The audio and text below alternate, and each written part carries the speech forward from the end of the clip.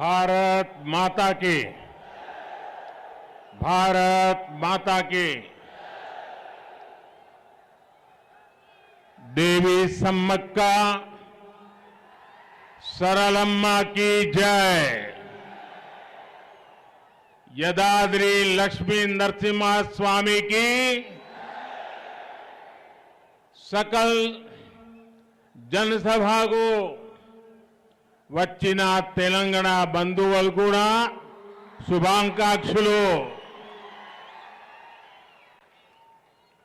तेलंगाना की इस महान धरती को मैं आदरपूर्वक नमन करता हूं। ऐसा लग रहा है जैसे मैं अपने कुटुंब के बीच आ गया हूं, अपने परिवार के बीच आ गया हूं। आप सभी तो मेरा परिवार हो। ना कुटुंब सभ्युलारा, बीसी आत्मगौरव सभा इसका हिस्सा बनना मैं अपना सौभाग्य मानता हूं। और ये धरती, ये मैदान, इसका मेरे जीवन में बहुत बड़ा स्थान है। 2013 में आप सबने मुझे बुलाया था इसी मैदान में, और आप लोगों ने टिकट रखा था कि जो मोदी जी की सभा में आना चाहता है उसको टिकट लेना पड़ेगा, पैसा देना पड़ेगा। हिंदुस्तान के राजनीतिक जीवन की ये पहली और सबसे बड़ी घटना थी, और पूरे विश्व में खबर फैल गई, हिंदुस्तान के जन जन में पहुंच गई, और एक प्रकार से इसी मैदान में मोदी को प्रधानमंत्री बनाने की पक्की नींव रखने का काम हैदराबाद ने, इसी मैदान ने, आप लोगों ने किया था। और मैं आज विश्वास से कहता हूं, जिस मैदान से मिले आशीर्वाद, मोदी को पीएम बना दिया, इसी मैदान के आपके आशीर्वाद बीजेपी का पहला मुख्यमंत्री, बीसी मुख्यमंत्री यहीं से बनेगा।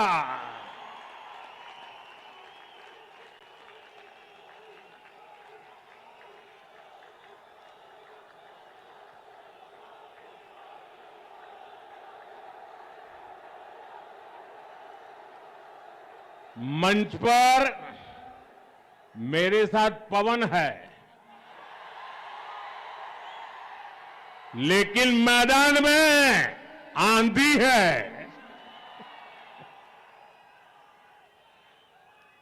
तेलंगाना में बदलाव की जो आंधी चल रही है,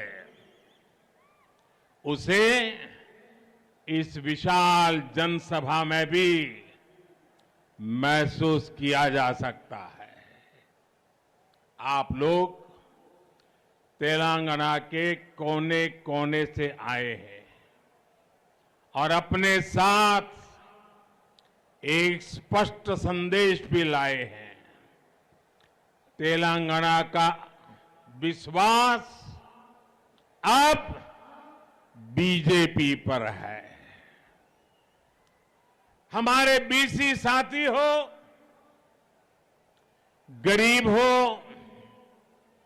दलित हो,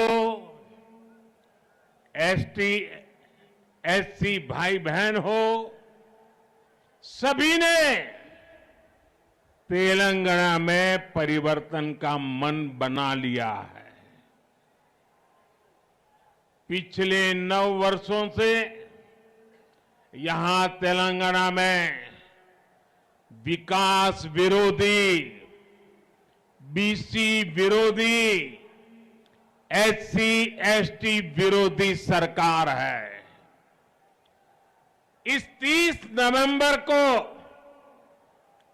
आप लोगों के पास तेलंगाना की बीसी विरोधी सरकार को उखाड़ फेंकने का बेहतरीन अवसर है। अब तेलंगाना में कमल ही कमल खिले, ये आपको सुनिश्चित करना है। ना कुटुंब सभ्युलारा, तेलंगाना का गठन 3 मुद्दों पर हुआ था। पानी, पैसा और रोजगार, नीलू, निधुलू और नियामकालू, इन तीनों मुद्दों पर जन विरोधी सरकार ने तेलंगाना के लोगों के साथ धोखा हुआ है। अलग तेलंगाना राज्य के आंदोलन में हमारे बीसी भाई बहनों की बहुत बड़ी भूमिका थी। वो आंदोलन में सबसे आगे थे। अलग राज्य के लिए हमारे कितने ही साथी शहीद हो गए थे, लेकिन तेलंगाना बनने के बाद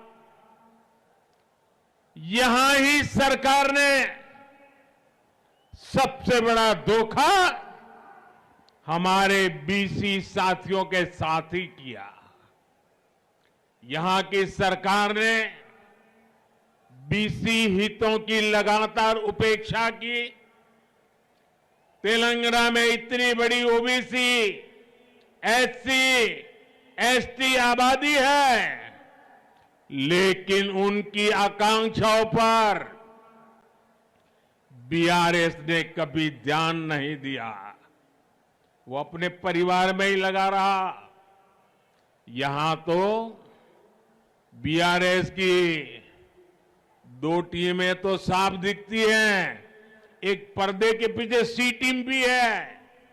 ये कांग्रेस का सी है ना, ये सी बीआरएस की सी टीम है। एक कांग्रेस बीआरएस की सी टीम है। बैकवर्ड क्लास की आकांक्षाएं कांग्रेस के भी एजेंडे में शामिल नहीं है। कांग्रेस और बीआरएस दोनों के ही डीएनए में 3 बातें कॉमन है। एक, परिवारवाद, दूसरा भ्रष्टाचार और तीसरा तुष्टीकरण। इन परिवारवादी पार्टियों के संरक्षण में भ्रष्टाचार फलता है, फूलता है और अवसर भी सिर्फ और सिर्फ नाते रिश्तेदारों को ही मिलता है। परिवारवाद की मानसिकता से चलने वाली बीआरएस और कांग्रेस यहां कभी भी किसी बीसी को सीएम नहीं बनने देगी। साथियों, ये एनडीए है, बीजेपी है, जो ओबीसी हितों का सबसे ज्यादा ध्यान रखती है, उन्हें सबसे ज्यादा प्रतिनिधित्व देती है। बीजेपी का हमेशा से ये प्रयास रहा है कि दलित, पीड़ित, शोषित, वंचित, पिछड़े, आदिवासी समुदाय को उचित प्रतिनिधित्व मिलता रहे। जब अटल बिहारी वाजपेयी की सरकार थी और हमें सेवा करने का मौका मिला, तो एपीजे अब्दुल कलाम जी को हमने देश का राष्ट्रपति बनाया। 1996 में जब आदिवासी नेता पीएस संगमा जी का नाम लोकसभा के स्पीकर पद के लिए चुना गया तो अटल जी ने समर्थन का नेतृत्व किया। 2012 में राष्ट्रपति चुनाव में भी बीजेपी ने पीएस संगमा जी के नाम का समर्थन किया। एनडीए ने ही जीएमसी बाल योगी जी को स्पीकर पद के लिए नामित किया था, जो देश के पहले दलित लोकसभा अध्यक्ष बने थे। जब बीजेपी को अवसर मिला तो उसने दलित समुदाय से रामनाथ कोविंद जी को राष्ट्रपति बनाया। जब बीजेपी को मौका मिला तो उसने आदिवासी समुदाय से द्रौपदी मुर्मू जी को राष्ट्रपति बनाया। और यही मैदान है जिसने आदेश दिया था आप लोगों ने, और जब पूर्ण बहुमत बीजेपी को मिला और देश में पूर्ण बहुमत वाली सरकार का पहला ओबीसी प्रधानमंत्री बनाने का आपने मुझे अवसर देकर के एक ओबीसी का सम्मान किया था। और जैसे इसी मैदान से पूर्ण बहुमत वाली सरकार का ओबीसी प्रधानमंत्री पहली बार बना, पूर्ण बहुमत वाली सरकार का बीजेपी का सीएम भी ओबीसी पहली बार यहां बनने वाला है। परिवारवादी पार्टियां कभी किसी दलित, किसी पिछड़े, किसी आदिवासी को आगे नहीं बढ़ने देती, जबकि आज भाजपा देश की एकमात्र पार्टी है जो ओबीसी समुदाय को सबसे ज्यादा प्रतिनिधित्व देती है। केंद्र की एनडीए सरकार में 27 ओबीसी मंत्री है, जो अब आजादी के बाद पहली बार इतनी बड़ी तादाद में ओबीसी मंत्री केंद्र सरकार का नेतृत्व कर रहे हैं। आज देश में बीजेपी के 85 ओबीसी एमपीज है। आज देश में बीजेपी के 365 ओबीसी विधानसभा सदस्य है। आज देश में बीजेपी के 65 ओबीसी विधान परिषद सदस्य है। तेलंगाना में भी बीजेपी अपने बीसी साथियों के हितों का सबसे ज्यादा ख्याल रख सकती है, कोई और पार्टी नहीं कर सकती। आप लोग खुद साक्षी हैं कि यहां तेलंगाना में बैकवर्ड क्लास को आगे बढ़ने के लिए सही संसाधन नहीं दिए जाते। बैकवर्ड क्लास के युवाओं को नौकरी देने में भी तेलंगाना सरकार गंभीर नहीं है।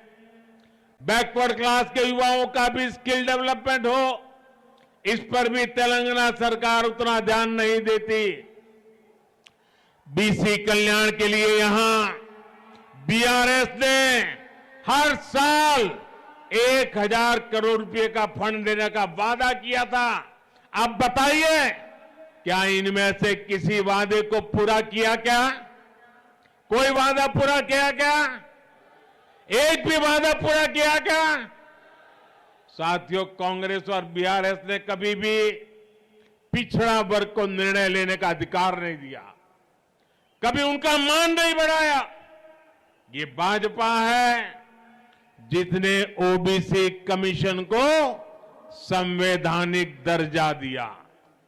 ये भाजपा ही है जिसने ओबीसी आरक्षण संशोधन बिल को सदन से पास कराया। इस बिल की वजह से राज्य सरकारों को ओबीसी लिस्ट तैयार करने का अधिकार मिला है। ये भाजपा ही है जिसने मेडिकल, और डेंटल कॉलेजों में ओबीसी के लिए 27% रिजर्वेशन को लागू किया। हमारी ये कदम सोशल जस्टिस, सामाजिक न्याय की दिशा में हमारे कमिटमेंट के प्रमाण है। जब हम गांवों में महिलाओं के सम्मान के लिए करोड़ों शौचालय बनवाते हैं, जब हम करोड़ों महिलाओं को धुएं से मुक्ति दिलाते हैं, जब करोड़ों गरीबों को अपना पक्का घर मिलता है, जब करोड़ों गरीबों तक पक्की सड़कें पहुंचती है, जब करोड़ों लोगों को 5 लाख रुपए के मुफ्त इलाज की गारंटी मिलती है, तो इसका बहुत बड़ा लाभ बैकवर्ड कम्युनिटी को ही मिलता है। समाज के हर वर्ग को आगे बढ़ाने, सम्मान के साथ जीने और न्याय पाने का अवसर मिले, यही भाजपा का प्रयास है। इसलिए आज बीसी, एएससी, एसटी, गरीब, वंचित, शोषित वर्ग का हर व्यक्ति भाजपा के संकल्प के साथ खड़ा है। साथियों, हमारे बीसी समुदाय में बहुत बड़ी संख्या में विश्वकर्मा भाई बहन भी आते हैं। विश्वकर्मा साथियों के बिना रोजमर्रा का जीवन की कल्पना भी नहीं की जा सकती।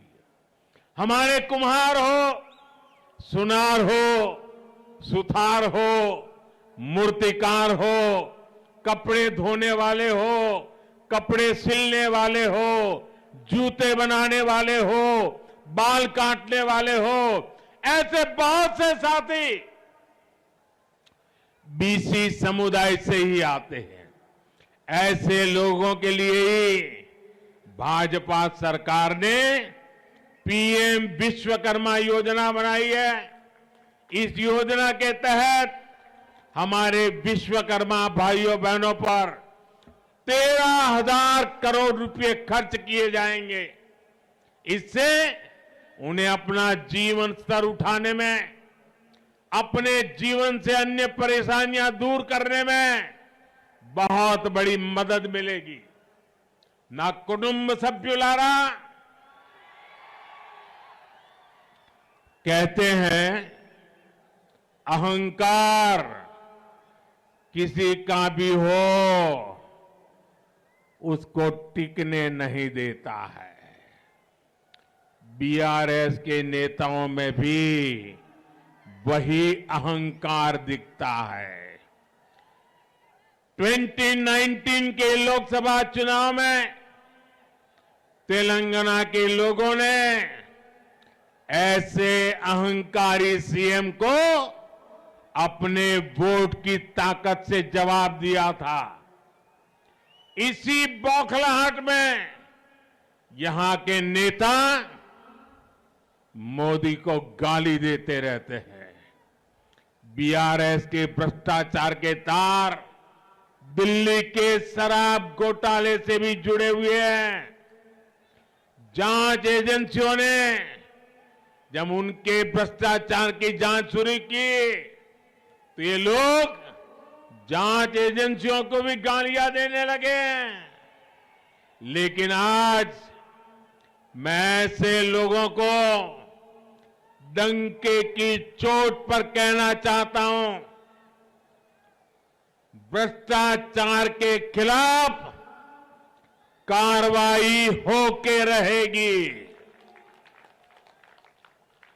जिन्होंने जनता को लूटा है उनको लौटाना ही पड़ेगा।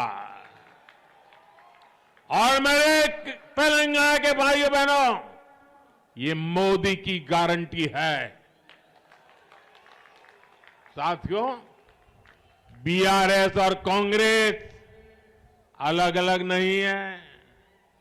एक ही सिक्के की दो बाजू है। कांग्रेस ने 7 दशक में परिवारवाद और भ्रष्टाचार का जो मॉडल डेवलप किया, बीआरएस उसी पर चल रही है। दोनों की मंशा मिलकर राज्य की संपत्ति को लूटने की है। ये दोनों पार्टियां अपने बेटा बेटी को आगे बढ़ाने में लगी है। उन्हें आपके बेटे बेटियों की कोई परवाह नहीं है। बीआरएस ने सत्ता में आने के लिए जो बड़े बड़े वादे किए थे, उनमें से किसी वादे को पूरा नहीं किया। तेलंगाना की सरकार ने युवाओं के साथ सबसे बड़ा विश्वासघात किया है। टीएस पीएससी परीक्षा की तैयारी कर रहे छात्रों को 9 वर्षों से सिर्फ और सिर्फ धोखा मिल रहा है। छात्रों ने वर्षों तक परीक्षा होने का इंतजार किया और जब परीक्षा का ऐलान हुआ तो पेपर लीक हो गया। बीआरएस की नाकामी ने तेलंगाना की एक पूरी पीढ़ी का भविष्य बर्बाद कर दिया। और ये हाल सिर्फ एक परीक्षा का नहीं है, राज्य में होने वाली हर परीक्षा में गड़बड़ी इस सरकार की पहचान बन गई है। आज युवा पूछ रहे हैं, बीआरएस के रोजगार के वादे का क्या हुआ? हर महीने बेरोजगारी भत्ता देने का वादा करके बीआरएस ने इस वादे को भी पूरा नहीं किया। आज भी तेलंगाना में टीचर्स के हजारों पद खाली है और हजारों स्कूल तो ऐसे हैं जहां सिर्फ एक टीचर है। आप मुझे बताइए, तेलंगाना के युवाओं को धोखा देने वाली, उनके भविष्य से खेलने वाली बीआरएस सरकार जानी चाहिए कि नहीं जानी चाहिए? ये सरकार जानी चाहिए कि नहीं जानी चाहिए? इनको हटाना चाहिए कि नहीं हटाना चाहिए? हर गांव गली से हटाना चाहिए कि नहीं हटाना चाहिए? ना कुटुंब सभ्युलारा,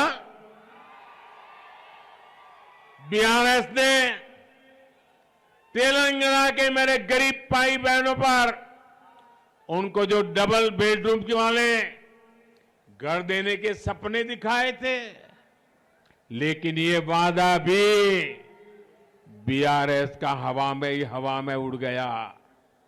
एक तरफ बीआरएस का ट्रैक रिकॉर्ड है तो वहीं बीजेपी का सेवा काल भी है।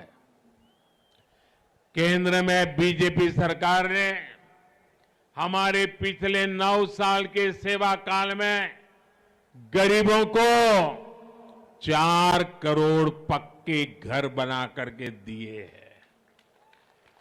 पीएम आवास योजना अर्बन के तहत तेलंगाना में भी शहरों में 2,50,000 से ज्यादा घर बने हैं। हमने गरीब की हर चिंता का, हर जरूरत का ध्यान रखा है। 3-4 दिन पहले ही हमने ये भी तय किया है कि पीएम गरीब कल्याण अन्न योजना को, आप जानते हो, जब कोविड का कालखंड था, पूरी दुनिया जिंदगी और मौत का संकट झेल रही थी। परिवार में एक व्यक्ति दूसरे को मिल नहीं पा रहा था, कामकाज ठप हो चुके थे।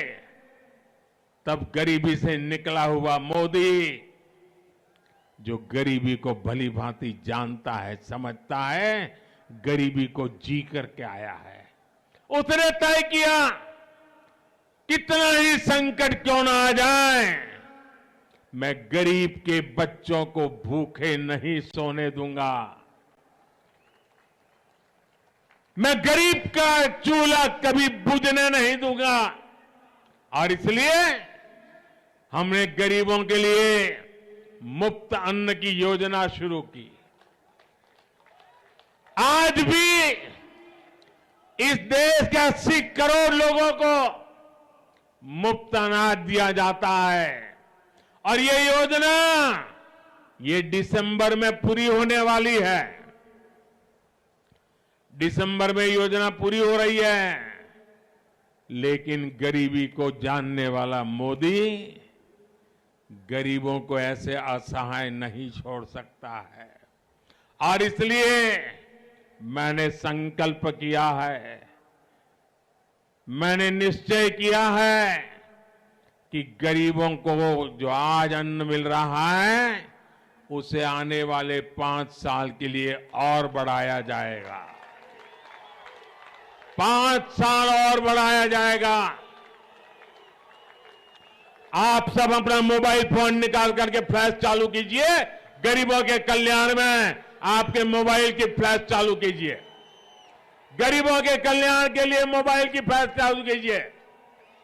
5 साल के लिए मुफ्त अनाज की इस योजना के समर्थन में आप अपनी फ्लैश लाइट चालू कीजिए। हर एक के मोबाइल की फ्लैश लाइट चलनी चाहिए। ये गरीबों के कल्याण के लिए है। ये मोदी की गारंटी का समर्थन है। ये मोदी की गारंटी का समर्थन है। गरीबों का कल्याण ये हमारे दिलों में है और इसलिए इतना बड़ा जन समर्थन मिल रहा है। मैं आपका बहुत बहुत आभारी हूं। बोले भारत माता की, भारत माता की। यानी ये गरीबों को मुफ्त राशन की योजना अब आने वाले 5 साल और चलेगी। इसका लाभ तेलंगाना के भी लाखों गरीबों को मिलेगा। साथियों, बीआरएस ने राज्य के किसानों के साथ भी विश्वासघात किया है। 1 लाख तक का लोन माफ करने का वादा करके यहां की सरकार ने जो खेल खेला है वो यहां के किसान अच्छी तरह समझते हैं। उसने किसानों को मिलने वाली कई तरह की मदद भी बंद कर दी है। ये भाजपा सरकार है जो अपने किसान भाई बहनों के हर हित का ध्यान रखती है। पीएम किसान सम्मान योजना के तहत हमने यहां के किसानों को 9,000 करोड़ रुपए सीधे उनके बैंक खातों में भेजे हैं। इससे तेलंगाना के 35 लाख किसानों को सीधा फायदा हुआ है। इसमें बड़ी संख्या में बैकवर्ड कम्युनिटी के किसान शामिल हैं। साथियों, आज तेलंगाना के लोगों के साथ ही पूरा देश 2047 जब देश आजादी के 100 साल मनाएगा, हम विकसित भारत का लक्ष्य लेकर के मैदान में उतरे हैं। इसीलिए काम कर रहे हैं। भाइयों बहनों, आप इतनी बड़ी तादाद में आए, इस मैदान ने मुझे फिर से एक बार उसके प्यार का एहसास करा दिया है, उसके आशीर्वाद की ताकत का एहसास करा दिया है। तेलंगाना का तेजी से औद्योगिक विकास हो, यहां के नौजवानों को रोजगार मिले, इसके लिए बीजेपी सरकार प्रतिबद्ध है। बीजेपी सरकार हर क्षेत्र में तेलंगाना के विकास के लिए काम करेगी। इसके लिए तेलंगाना में डबल इंजन की सरकार जरूरी है।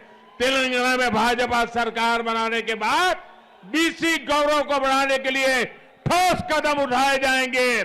भाजपा हमेशा आपके विश्वास को मजबूत करने का प्रयास करेगी। विश्वास की इस लहर को आप तेलंगाना के जन जन तक, कोने कोने तक लेकर के जाइए। आप इतनी बड़ी तादाद में आए, नौजवानों का जो मैं जोश देख रहा हूं, मैं साफ देख रहा हूं, तेलंगाना में बीजेपी की सरकार बनाने का आपने फैसला कर लिया है। मेरे साथ बोलिए, भारत माता की, भारत माता की, भारत माता की जय। आप सबका बहुत बहुत धन्यवाद।